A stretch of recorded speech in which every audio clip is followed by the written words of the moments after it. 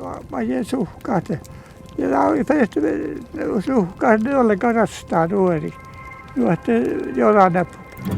I grew up hearing stories from my parents in these lavvo tents. In that space, we shared a lot of stories from our culture. Taking the stories out and bringing this feeling out to the world, that's how our game company Mixopix Interactive was born.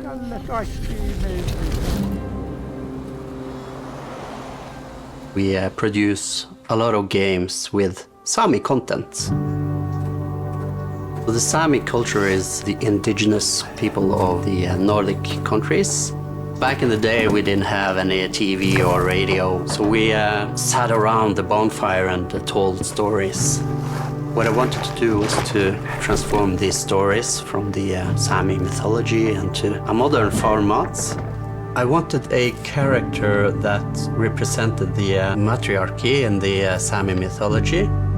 The Rana character is inspired by the Sami goddess called Rana, or the spring girl, which comes with the spring and the greenery after a harsh winter, thus representing hope and new life. We wanted to publish our game first on Google Play. That gave us the opportunity to reach an audience all around the world. What we saw was that in Brazil, we had a lot of downloads, and that gave us the motivation to localize it into Brazilian Portuguese. In Sami mythology, the lake is the portal to the Saivo realm. This is the place where the Sami shaman goes when they pass away. In our game, it starts with Rana falling down into the Saivo realm. Here she needs to rescue Madaraka, the supreme goddess.